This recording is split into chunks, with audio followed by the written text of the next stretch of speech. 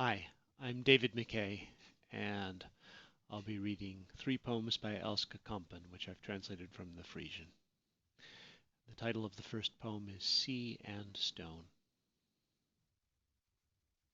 Come into my room and see.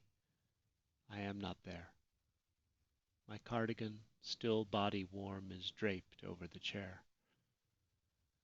I have lent myself to someone in a t-shirt, someone with a boy's sharp teeth. How he pulls off his shirt with his eyes closed or open, I want to know. How sweet his tongue tastes, how hard his teeth bite, I want to find out. And I want to savor what his mouth says. To one who's fallen and lies flat, I lend myself. To one who's waiting, I need an apron on. I am the mom, a place to run. An apron place is what I offer. But I am also the woman who paints in her closed house, in fervent search of light by day, but in soft conversation at night with an angel at the window. I have lent myself to a man who must read and read to ward off his fear, but he'd rather dream of his leather getaway shoes. To a child, afloat in warm froth, I have lent myself, and to someone in restless hiding from monsoons. I am not there. I lend myself out, and there's nothing I can say. Late in the evening I am a shadow scrabbling through the farmyards, and whatever I can use I steal and drag behind me. There is no one who sees me.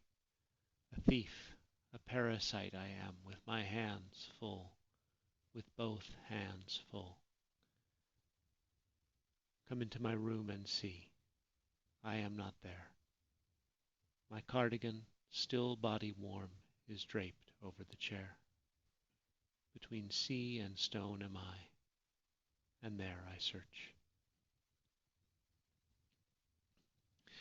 The second poem is Dear Animal. An animal walks down the road alone, his head forward, neck bent, his spots brown amid the white. For years he has been on his way, his sharp places wearing down over time, and wherever the light leads him, there he goes.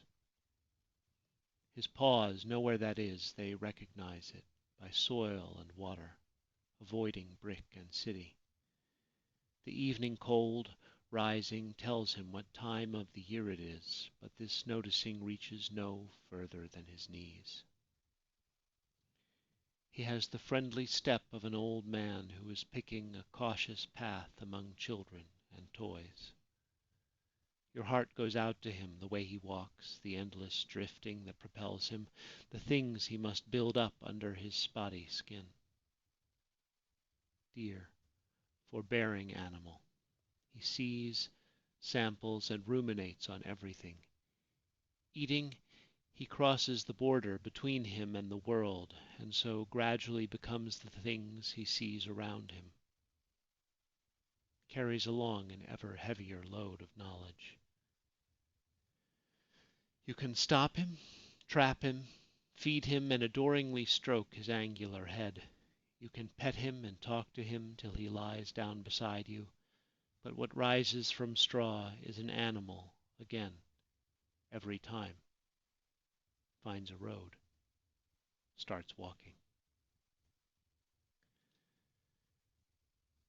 And the third poem is entitled Reflection. Above the lake, the great blue glass reflects the form of Syracuse, the milk-white bride who waits as yet without a clue, without a meaning. Bare-limbed and light of body, a fragile angel who, while mirroring all around, in that same moment seems to open to another world. She drifts there, high and naked and out of reach in the vacant blue, and shyly asks me what a ship might bring her. One brought to me, I say, a lake of waiting nearly up to my navel. Still small I was, and all the while was rocked upon a knee. One brought to me, I say, a sea of yearning nearly up to my heartbeat. Still small I was, and slumbering my expectations. One brought to me, I say, a stream of questions nearly up to my lips. Still small I was, and hardly had a tongue to speak in. I say to her, no painted scene of clammy clouds can picture you in only 2 dimensions. This vacant blue is your beginning. You are now at the edge where no person can remain. What stuck as firmly as a house of stone the rushing water frees. What is as dense as loam and iron and longs to sink must float. I say to her, it takes a lot of nerve, but you can gently drop from your high domain. You might find the face of junior seaman Thinsulate, his damp nose, his little mouth beside you. Thank you.